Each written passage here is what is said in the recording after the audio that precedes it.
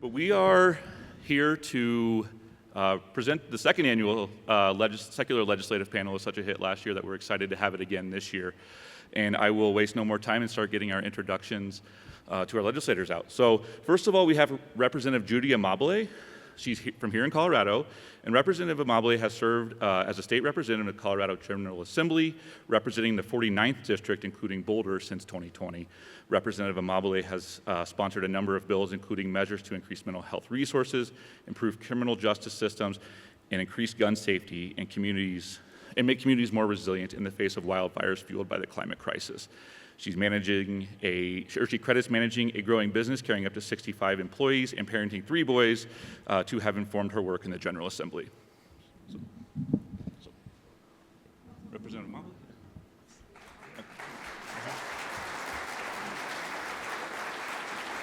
And then second, another rep from Colorado is Representative Brianna Titone, who is a geologist with a master's in geochemistry.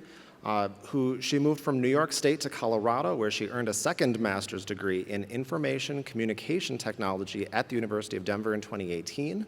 Representative Titone was first elected to the Colorado House of Representatives as the first openly transgender state legislator elected in Colorado and the 4th elected in the entire United States. Yes.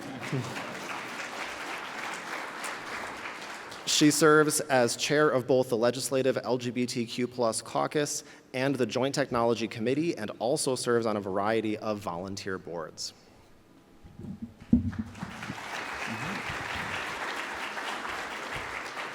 And finally, from the state of Oklahoma, we have Representative Mickey Dollens, Representative Dollens is a graduate of Southern Methodist University, where he played football and studied English.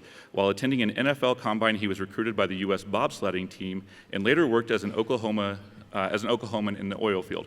He taught 9th grade English, and after being one of 208 Oklahoma City public school teachers to be laid off due to budget cuts in 2016, he first ran for and won a seat in the legislature.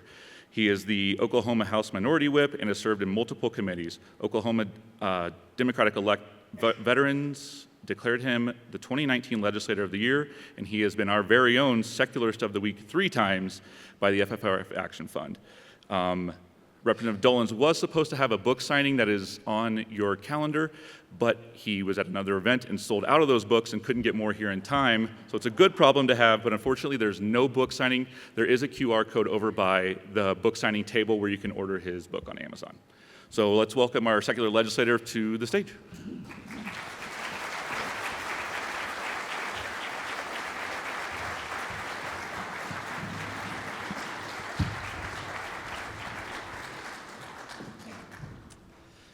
So thank you all so much for joining us. It is our honor to be hosting you.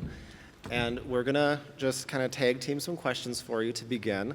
I'm gonna start by giving each of you a chance to introduce yourself, share your personal thoughts on religion if you would like, and explain why it is that you decided to run for public office.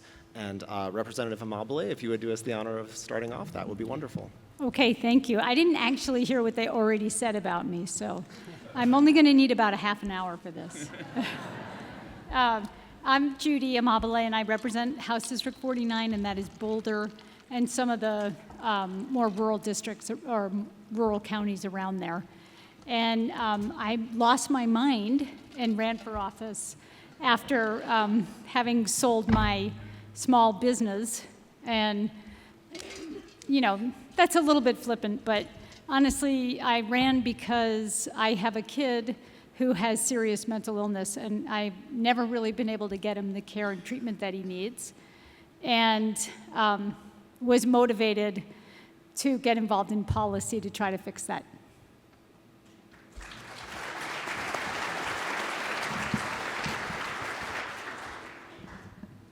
We can just move down the line, Representative Titone.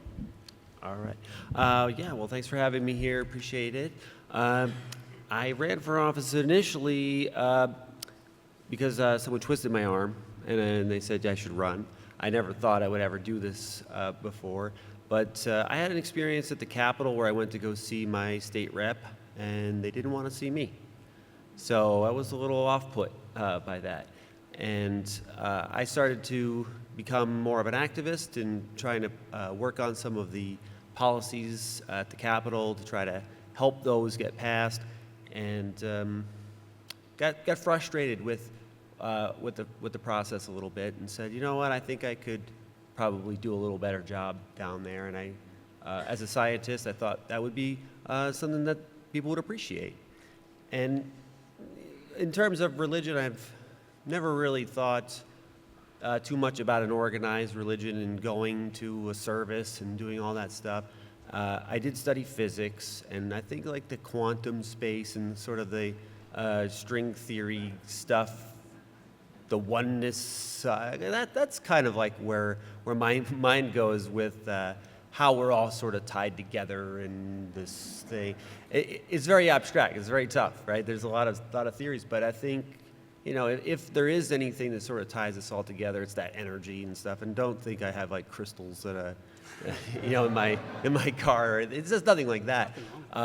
It's more of just that that kind of unknown is really the kind of unknown we don't understand in science, and I think that's where it sort of all plays in, and that's where I go with that.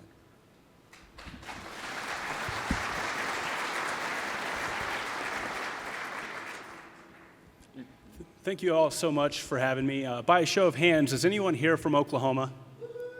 All right, we got some Oklahomies in the audience. I want to say thank you to FFRF and all of you for helping us in Oklahoma. If it weren't for y'all, Americans United, the ACLU, you all have done a fantastic job of helping a huge portion of Oklahoma who gets drowned out by the national headlines. I'm sure you've all heard, and it's even been mentioned here already, the insanity that we're dealing with in Oklahoma. But thank you for keeping us in the fight and for keeping us with a secular government. I initially ran for office. I'm a fifth-generation Oklahoman. I earned a football scholarship to Southern Methodist University, and it was actually here where I took some sociology classes and history courses and learned the context of the Bible when it pertains to how it was formed, and it really broadened my perspectives. I played football for 5 years. I graduated, or I was about to graduate, and then in January of 2011, my younger brother, Joe, who was 18 years old, I was 23 at the time, he died by suicide, and he had always wanted me to try out for the NFL. Now, I didn't play a lot in college, but I decided, and as a way to honor him, I would try out for the league. And I trained, and I did the pro day, and I did pretty well, but of course I didn't get drafted. And then about 2 weeks later, I got a call from the United States bobsledding team that asked me what I knew about bobsledding, and I said nothing other than cool runnings. And they're like, well, that's perfect. Come on up to Lake Placid, New York. And so I did a combine again, and that's where I got asked to be on a four-man sled. I was a second pusher. And that gave me an opportunity to travel the world. So much like going from small-town Bartlesville, Oklahoma, to big bustling city of Dallas, I now got to travel outside of the United States for the very first time. And I did that all the way up to the 2014 Sochi Olympics, and I was an alternate. I didn't compete in the Olympics. I was on the sidelines in case someone got hurt. So I came back to Oklahoma, and I went to work in the Oklahoma oil fields, just like my great-granddad, my grandpa, and my dad all worked for Phillips from the day they could work till retirement. And I went out and I was a roughneck, and it was good money.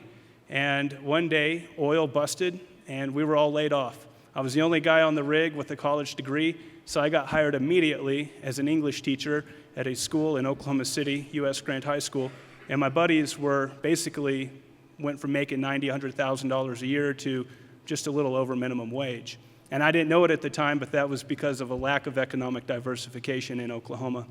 So I became a teacher. I loved it so much, I used some of my oil money and bought a house down the road.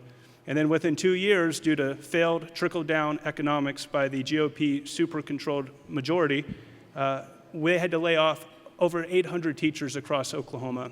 And as he mentioned, 208 in my school district alone. I was my second year of teaching, so I was let go.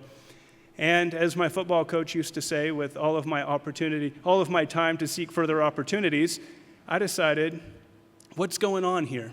Mental health, jobs, education.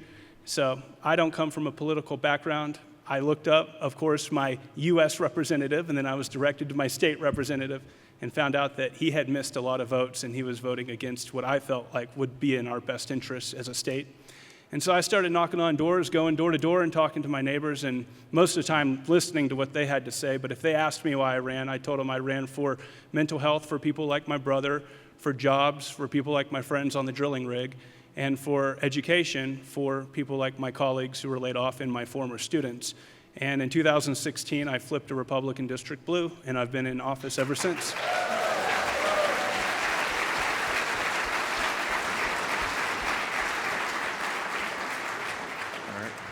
Well, again, thank you all for being here, and we'll just dive into the questions, just kind of the questions for everybody, and we'll go ahead and start with Representative Titone. And the question is, whenever you ran for office, did you make either your lack of religiosity or your views of state-church separation a part of what you ran on? And if not, or if you did it ever come up when you were on the campaign trail? Yeah, it's a really good question. So my district, boy, I don't know. When I ran my first race, Arvada has a lot of churches in it. I mean, there's like 3 Mormon churches, an evangelical church, and like every different kind of church you could think of. And I think that was why a lot of people said I was never going to win, because I didn't have a belief, and I was a trans person and a Democrat in a Republican district. But I'm stubborn, I guess. I don't like to listen to the naysayers. It wasn't something that really ever came up at the doors. We knocked on a lot of doors. That's how we won. I think somewhere around 50,000 contacts we made in the district in that race. I think I knocked on like 9,000 doors. Some of my staff was even 11,000. It was conversations. It was about earning the trust of people, showing up, and it was showing up in a place where nobody had gone to talk to them ever, really. Some people said, I've lived here 30 years, no one's ever knocked on my door. What? How is that possible? How does the person who represents you not care enough to ever knock on your door in that amount of time? And it wasn't about religion, it wasn't about me being trans. I never said I was trans. People looked at me funny, but never confronted me, except for that one guy. But I didn't need his vote anyway. But it was about just being a human being, talking to another human being about what was the issues and listening with intent on doing the work and finding out how we can do a better job for them. That was the idea. I always look for the crosses or some kind of religious symbol that was on the door or in a window, just so I kind of understood who I was going to talk to and kind of, code switch a little bit to know how I was going to talk to somebody, and maybe in the language that makes sense to them. And that was always sort of the little trick I would make to try to connect with people that I speak to, because I don't know anything really about them, and I don't want to assume anything. But that's not the major thing, right? The major thing is the economic stuff. It's the how do you help people with housing? How do you get teachers the resources they need? That was the stuff they wanted to talk about, and I wouldn't bring up anything unless they did first. So that was always the way to go about it. Make it about the person at the door. That's what it said. Thank you so much. Representative Dollens? I remember when I ran in 2016, constituents were more concerned about how hard I'd work for them at the state capitol as opposed to what I do on Sunday mornings. And we had so many problems. We still do. We're 49th in education. We have a housing problem. We're one of the poorest states in the nation. But when I ran in 2016, it was kind of interesting because Oklahoma is one of 26 states that has the power of the ballot initiative process. That's what my book is about. But in 2016, there was a state question, 790, that asked the citizens of Oklahoma whether or not public dollars should be used to fund religious purposes, activities, specifically the 10 Commandments at the state capitol. And almost all of the Republican legislators thought, oh, this is going to pass easily. But I was on the doors talking, and that would come up quite often. How do you feel about State Question 790? be really upfront. I'm for the separation of church and state. I'm for religious freedoms, and I think the best way to protect religious freedoms is through the separation of church and state. And then, they'd be like, yeah, I agree with that, I agree. And so the day that it was November 8th of 2016, that vote came around, and that state question failed, meaning the people of Oklahoma said, no, we do not want our state dollars funding religious purposes, by 57%, which is a landslide.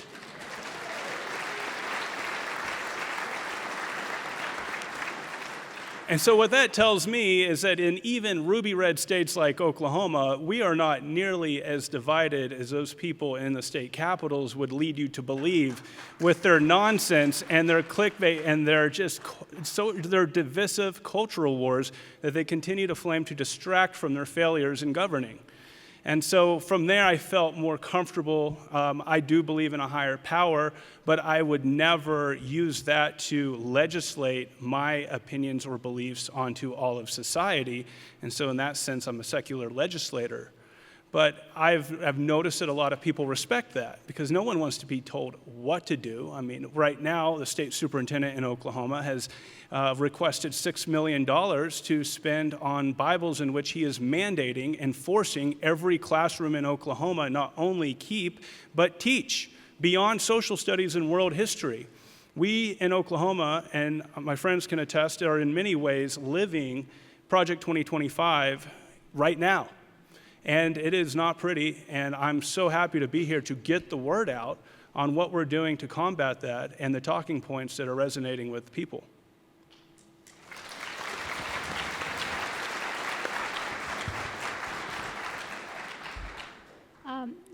So I live in Boulder, and this topic really, in the 3 elections, including the one we're in the middle of right now, doesn't really come up a lot, but it has come up some. And people ask me about religion, and I say, well, I'm an atheist. And they say, but you're spiritual, right? And I say, no, I'm not. I'm practical. I'm pragmatic.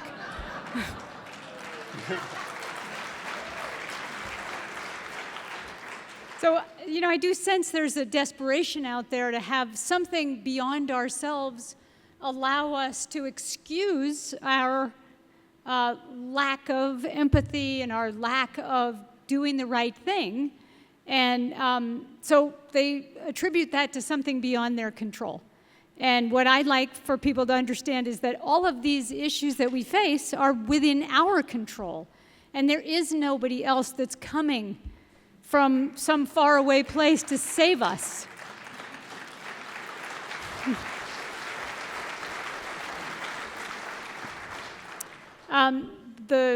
One of the papers here, Colorado Politics, did a story on secular legislators.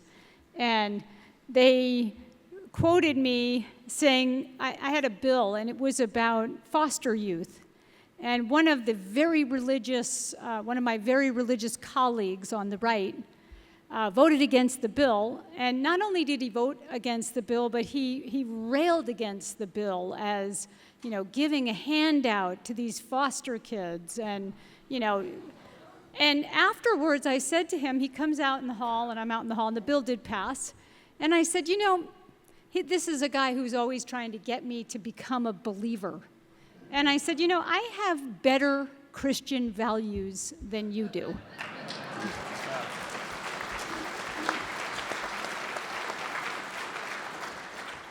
So I do think that people confuse having morality, having the ability to tell right from wrong with religion. And that is one of the things I really want to try to set people straight on. And I grew up in a household where we really believed in the golden rule. And the golden rule has nothing to do with religion. It has to do with, my mother always said to us, goodness is its own reward. So you do the right thing, and you get to feel good about yourself. And you get to have a better life because you know you've done the right thing. And that's my mantra out on the campaign trail.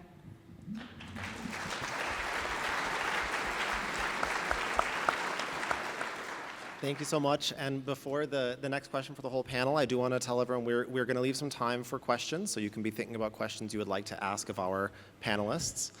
So this next question for the entire panel, and we'll start with Representative Dollens this time. We've heard you already mention some of the issues that you've worked on having to do with state-church separation, but is there another significant issue that you've worked on related to the separation between state and church that you can tell us about? It's almost a daily occurrence when you come across a bill that is in some way rooted in Christian nationalism in the Oklahoma legislature. I just off the top of my head earlier was writing down some recent bills I remember debating against. And for example, we have a bill that mandated that the official state book of Oklahoma would be the Holy Bible, displaying the Ten Commandments in school, which we've seen Louisiana do that. Replacing trained mental health care professionals in schools with church chaplains. Offering school credit for attending church during school hours, which you mentioned. Yep. Using Bible verses to justify spanking children with disabilities in schools. Not sparing the rod. Religious school tax credits. Actually, this is a big one that I spent a lot of time debating against, and that was the establishment, creating the nation's very first publicly funded religious charter school in Oklahoma. And that passed the House, passed the Senate, was signed by the governor, and it was challenged. And the silver lining in this is that our Attorney General, Gentner Drummond, is a Republican, but he is very much for the separation of church and state, and he himself went in front of the state Supreme Court and argued against it, how it's a direct violation of not only the U.S. Constitution, but our state's Constitution as well, and they agreed with him 8-1.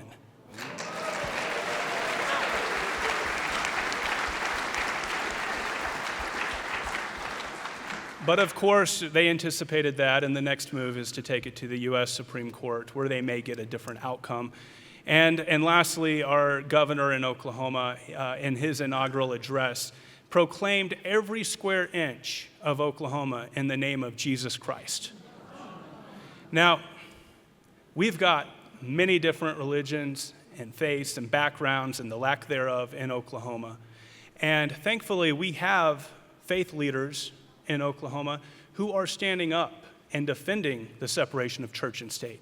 They're involved in some of these lawsuits because they know the best way to protect religious freedom is through the separation of church and state. And so while there are a lot of terrible things happening, anti-constitutional things happening, not just in Oklahoma, but around the country, I hope that by our conversation today, many of you can walk away with some hope and knowing that there are good people out there on both sides of the aisle who are defending the separation of church and state, and they know that we're all better off for it. Representative Amabile. Thank you. So here in Colorado, we are in a way different place. And we don't have, well, we have crazy bills that get introduced, but they don't have a chance of getting passed. We have a governor who would not sign that kind of crazy stuff. And we have a legislature that's, at least right now, is very much dominated by the Democrats. My first 2 years in office, I served on the State Affairs Committee, and we called that the Kill Committee. And it was my last choice for a committee assignment, but if you're in a safe seat, they put you on the Kill Committee. And that's where you get to vote no on all the crazy shit the Republicans propose. I'm sorry I swore. I'll try not to do that again. But so we killed a lot of these bills that had the same themes as the ones that were just described, but that was in the very first committee of introduction. And so the bigger problem for us is when our colleagues go down to the well and talk incessantly about their religious beliefs and how that causes them to not want to vote on progressive legislation. And it's hard to listen to that for hours on end, but also at the end of the day when the votes are counted, they do not have a voice and they are voted down. And so we kind of have to say, well, and here's what we do say is the Democrats have their way, the Republicans have their say. So.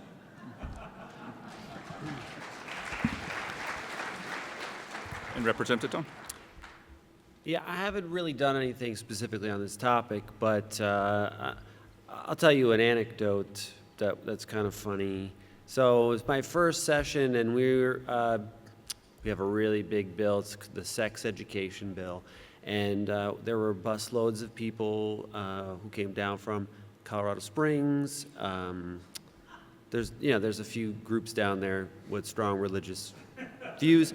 They came up, I think, on buses to fill the room, and we were there a very, very, very long time. And there was a Catholic priest. He came up to testify, and he was saying how sex is a very spiritual thing. And I was like, what? How do you know that? And I had some ideas in my head about why. I came up with some reasons that I thought were plausible, and I was going to ask him why, because I was genuinely curious how he knew. So I had a two-part question, and I asked it in the wrong order, which was unfortunate. So I asked this question first. I said, Father so-and-so, in your practice as being a priest, are you celibate? And the room erupted in horror that I would ask a Catholic priest this question. However, he did reply. He said, well, I am a handsome man. I mean, a yes or no question really was what I was asking, but I got that answer. And, the committee chair was also horrified because everyone was getting riled up. And I said, I was just trying to find out how he knows so much about the topic. And he said, well, I learned about it in confession. And that was not on my bingo card. Wow. But you can go to the audio of the committee and hear that. It's quite astounding. But, like Representative Amabile said, we have a lot of people with a lot of different religions, right? There's no reason why one religion should say that they have the moral authority to dictate what everybody wants to do. And that's the problem. My human composting bill, the Catholic diocese was against that. And they were the only people against it. And it was like, really? Just tell the people who follow your religion, don't do that. Just like they did with cremation for a really long time. But it's like you don't have the moral authority to say that this shouldn't be available for everyone else because you don't represent everybody. So leave it to the people to decide what they want to do. And these are the kinds of fights that we have, and a lot of times it is a lot of righteous people who are trying to dictate their religious values and justify that for their no vote, but that's it's disingenuous to the people who they represent. If they want to represent the people, they should have a softer way of doing that that's not just representing one sect of the people who they represent.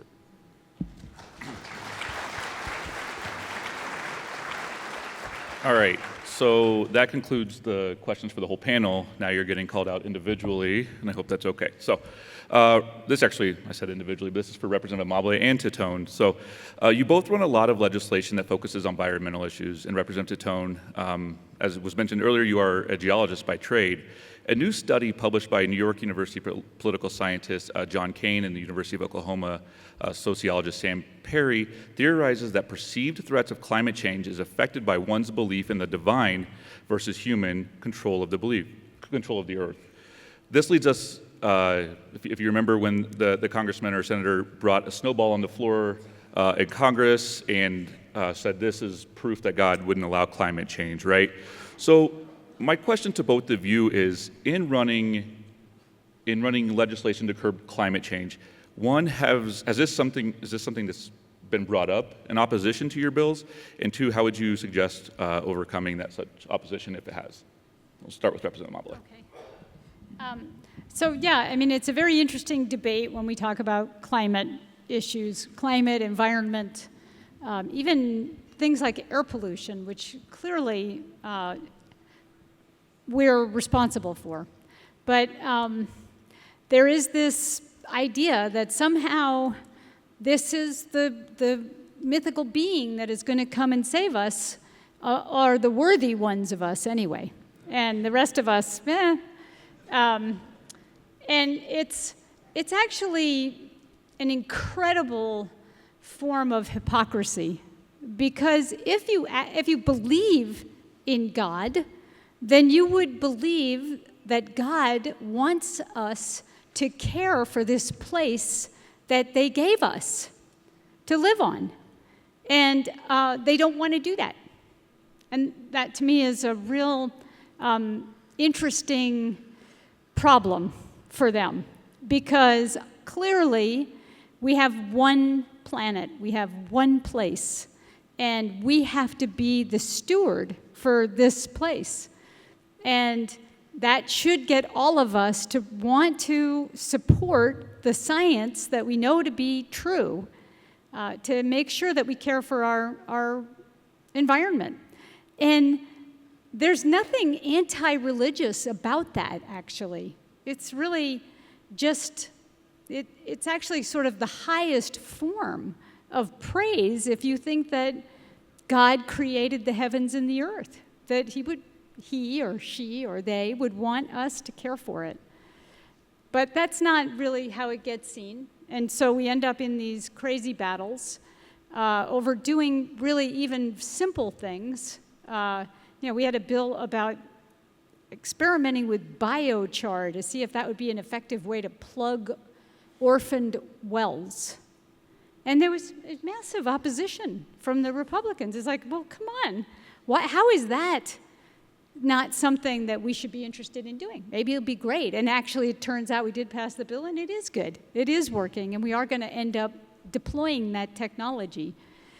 So there are so many things like that in this space. And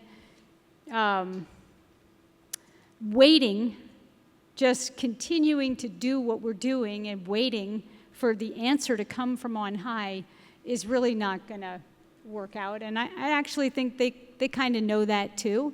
And I can sense that they're starting to soften, because the rural Coloradans, who are the most likely to be religious and to be on the other side of the aisle, they are feeling the impacts in their community. And they are feeling the economic impacts, and those economic impacts are also leading to a whole lot of other impacts. Like the number one group that is at risk for suicide in our state is middle-aged white men living in rural Colorado, and they are killing themselves at an incredibly alarming pace because their communities are wiped out, their kids have moved away, they haven't been financially successful, and they are living lives of despair. And no one has come to save them. A lot of the people that we have in the House, I haven't really heard them say these kinds of things specifically, although they have brought religion into a lot of the other conversations. But I have seen some people walking around with Jesus is my health care, and,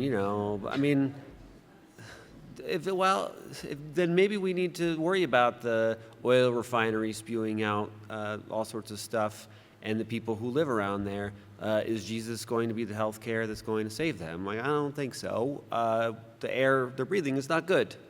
That's something we need to work on. I'll give you the analogy. I think you probably heard this one. Pray in one hand and poop in the other and see which one fills up first. It takes action, right? You can't just pray or hope. You have to do action, because the other hand is full of crap. But what really bothers me the most is that the people who are crusading about procreation and creating more people to put on the planet are the ones that care the least about doing something to protect it. And that's the most worrisome thing. they want to force people to have children in a lot of cases, and they don't want to leave them a place that's actually clean and livable when they leave. I don't have any kids. And you know what? I care about the legacy that I have and the things that we can do to make sure that somebody else's kids can have a good planet to live in. That's something that we should think about, right? I mean, I don't know. Is that a Christian thing that the Christian people should say? Probably. Be kind to your neighbor, be kind to your planet, be kind to the people who are coming after us. That's what we should be preaching about, if you want to say preach in here. I don't know if that's the right word, but that's how I live, my life, and that's how I feel about the work that I do. I think that that's what we should demonstrate, right? Walk the walk and talk the talk.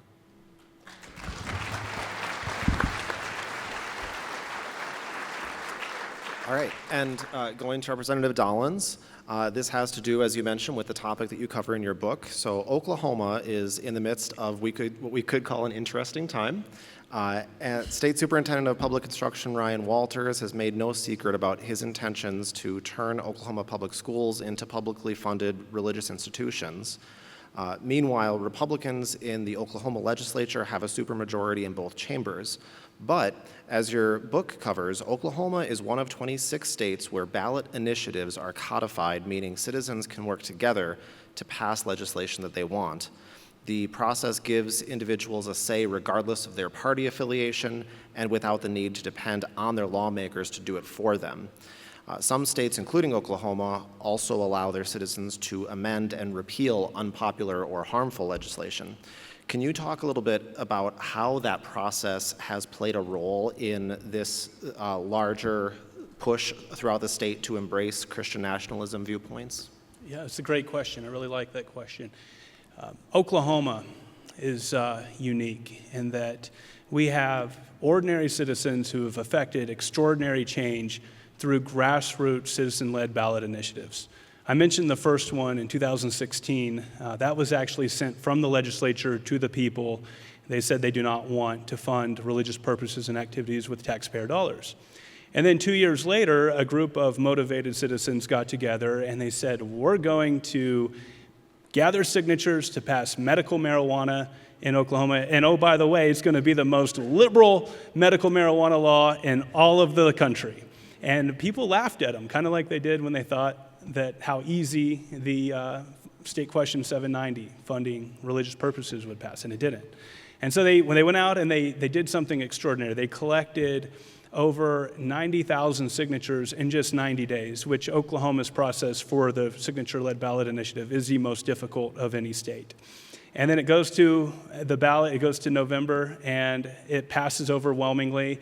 That particular year, for the first time in decades, we sent a Democrat, Congresswoman Kendra Horn, to D.C., and there was a huge turnout because people were so motivated behind the state question of medical marijuana.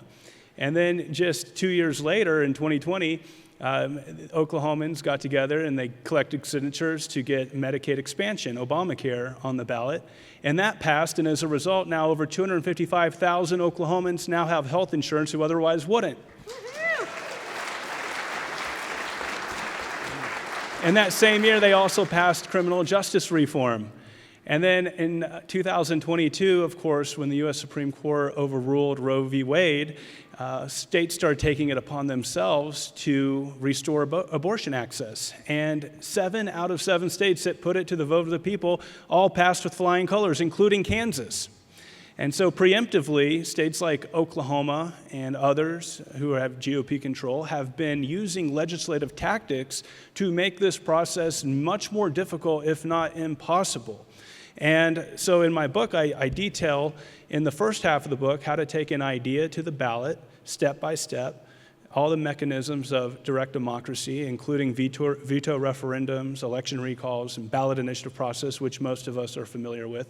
But the second half of the book details 15 common legislative tactics that they're using to make the process much more difficult. For example, raising the passing threshold from a simple majority, which is 50% plus 1, to 66%, 75% in some cases, geographic distribution.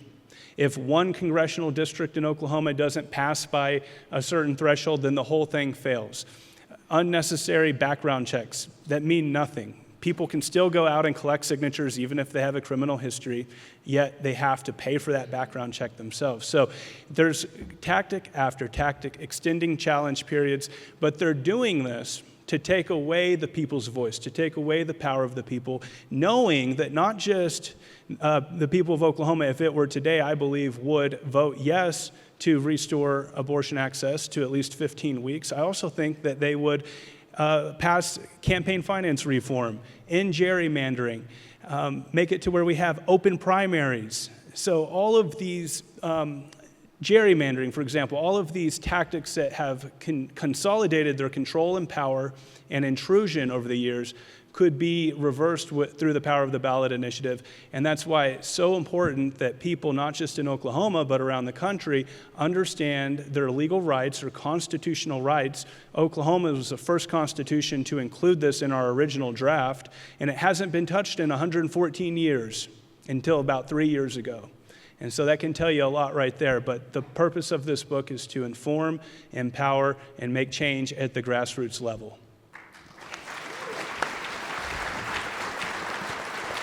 All right. Thank you all. I looked down there and I realized we're quickly running out of time, so I do want to open it up to audience questions. So please, we have 2 mics in the aisles here, so I want to open it up and just let you all ask your questions. And we can start over here with you, Greta. Thank you. So I was strolling around the Capitol grounds yesterday, and I believe I saw a large 10 Commandments erected on that campus. What's that about? I don't think I've ever seen that, actually. So I worked in the Capitol for 2.5 years here, and I never saw it either, so that's kind of good. But yeah, that's all I could say. It is not able to be seen very clearly, but it's more toward the park if you have any insight in that. Well, yeah, if that is true, then that's probably a City of Denver park, and then we'll have to take it up with them. And Annie Laurie reminded me that FFRF actually sued over that in the 90s, and unfortunately we lost, and the Supreme Court denied our cert petition. So we have some history trying to challenge that monument.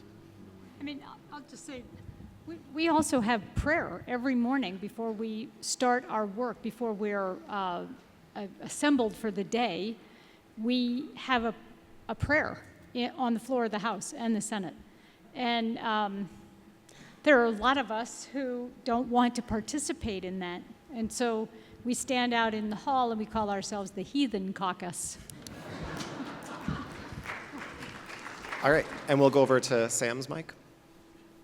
Representative Mickey Dollens, my wife was so excited to think that one of her favorite members of the Monkees was here.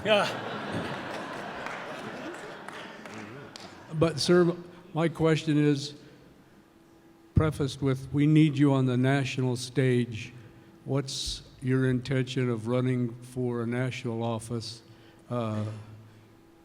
Congressman, United States Senator, I'll come and knock on doors for you, sir. Wow, thank you so much.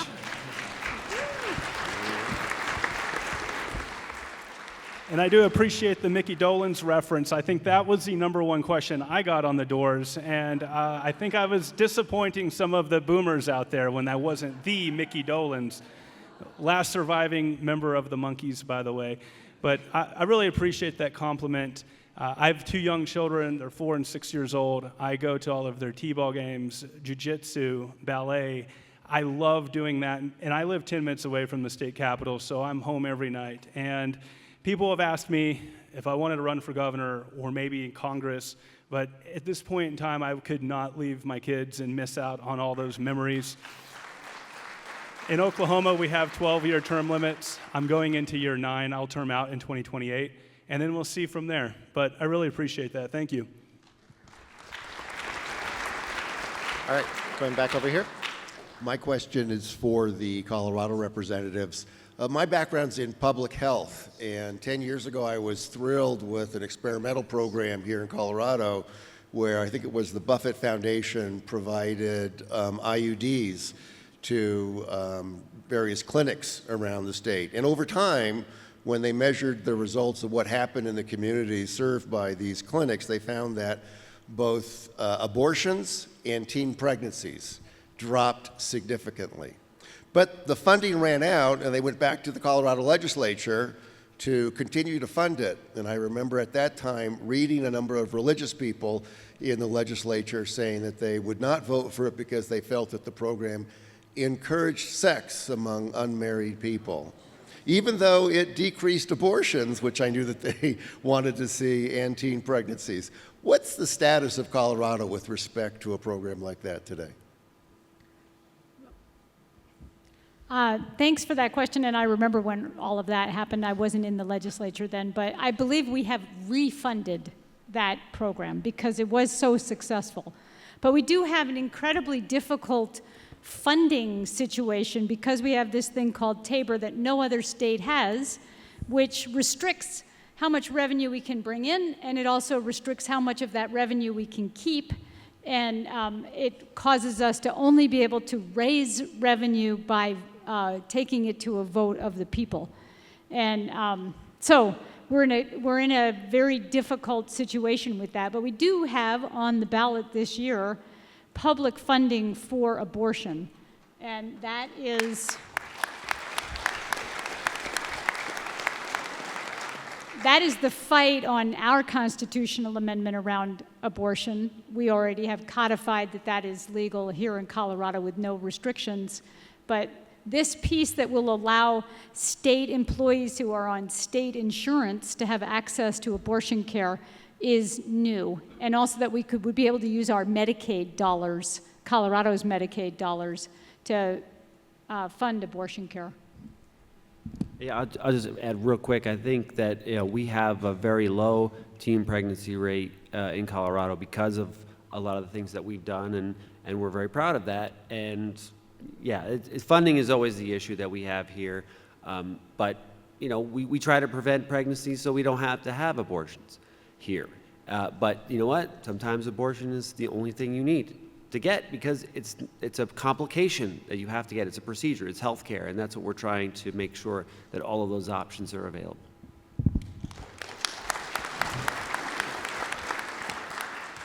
Hi. My question is for the Colorado representatives. Your reaction when the Supreme Court of the United States canceled out all your extensive work on Amendment 14, Section 3, about who can run if you're an insurrectionist or dealing with that. What did your colleagues, was it just like, you got to be kidding? Just wondering what your reaction was. Well, I wasn't surprised. The Supreme Court is the supreme disappointment right now. And I didn't think that they were going to do it, but I was surprised that it was a unanimous decision, and that kind of does say that this is something that's never been tested before, and I'm very far from being a constitutional scholar, so I don't think it really surprised everybody. It was a good chance, but they're blaming Democrats for doing it, and it was actually Republicans who sued to get him off the ballot in the first place. And I think a lot of people forget that. I'll just say something that's a little bit controversial. I love to try to torch my political future every chance I get. I actually think the Supreme Court was correct in that finding because I don't think we can have every state deciding whether or not these candidates can get on the ballot. And I think that in this very precarious moment in time, we have to do everything we can to say this is a free and fair election, and if you get the vote of your party to put you on the ballot, that you should be on the ballot. And it was not going to change the outcome of the election. Colorado isn't in play, and I think they did the right thing by saying we're not going to allow that.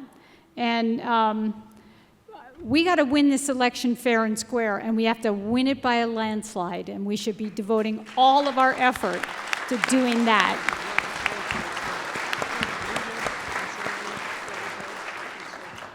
Hi, you're all Democrats, and I just would like to hear your thoughts on whether the Republican parties in state legislatures, I mean, how do we restore sanity to the Republican Party? I mean, I think Representative Dollens made the comment about the Attorney General in Oklahoma, at least understanding the constitutional issues with separation of state and church.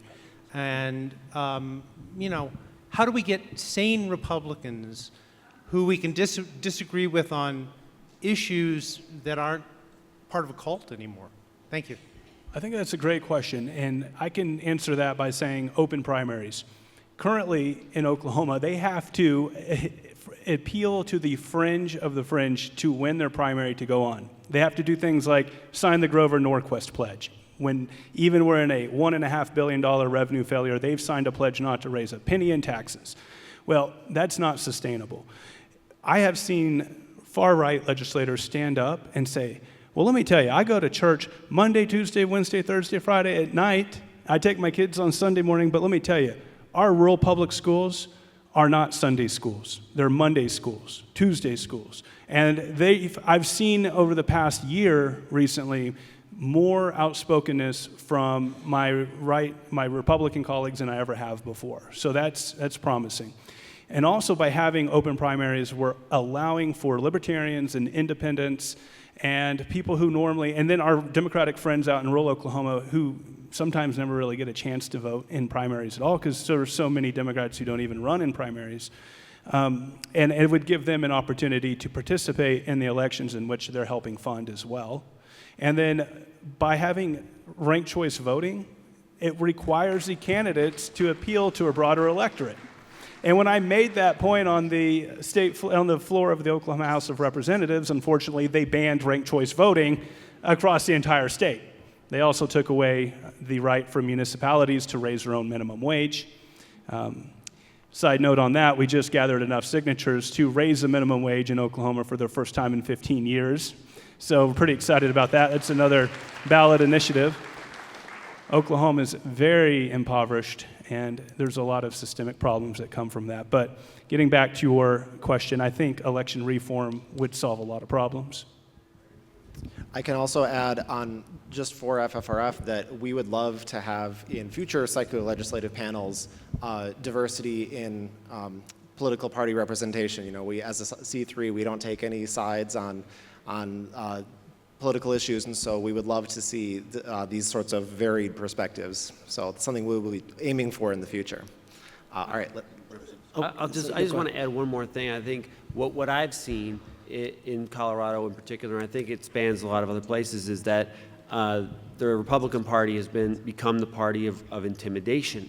And I know that some of our colleagues cringe at taking some of the votes that they do, but they vote with the party even though they don't agree with it. And it's not because, you know, they don't agree with it, it's because they're afraid to do it.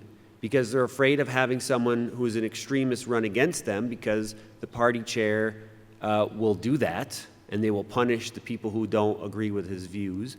And they're afraid of the intimidation and the bullying and, you know, threats to their families and stuff. Like, these are things I've heard from my colleagues, and that's a reason why they vote the way they do, and they toe the line because they're afraid to actually go against the party. That's not the way it should be. Like, you know, we have plenty of Democrats on our side. We don't agree with each other, and, you know, the chair of the Democratic Party doesn't do anything to try to get us in line. We just kind of do what we do, and that's the way it should be. We should be able to vote how we want, how we represent our districts, and that's the way it should be all the time. And that's, unfortunately, something that changed in 2016, and hopefully we can get the people to come back to our senses and get things back in line. All right, we are running out of time, so we're going to just take one more question. Can I just? Oh, of course. Sorry, Representative Amabile. So first of all, I want to say I think we have this problem on both sides. And I personally have taken some heat for voting no on a colleague's bill, for voting no on a Democrat bill. And that was 2 years ago. I am still taking heat for it. And we all should be empowered to stand up for our districts and to vote the way our conscience dictates that we vote. We need a Republican Party that has a voice in our state in order for us to create the kind of balance that we need to do the best that we can for all of the citizens of the state. And in Colorado, we do not have that right now. The Republican Party is in complete disarray. Their party chair is crazy, and they need to fix it. They absolutely have to get that right. And then I'll say that it's interesting to hear you talk about open primaries and ranked choice voting, because that is on the ballot in Colorado this year. And my progressive colleagues in Boulder are strongly against it. And they're strongly against it, and the Democratic Party in Colorado has come out against it. The Republican Party has come out against it, because nobody wants the party to lose power. And that is what happens when you have open primaries and when you have this ranked choice voting. And the Democratic Party in Colorado said, we want the more progressive wing of our party to get elected.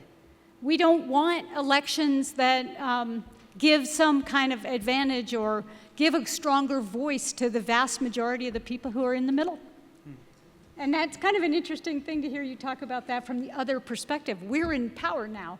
We want to keep it. You're not, and you want to get it. And so anyway, I just wanted to add that. And thank you.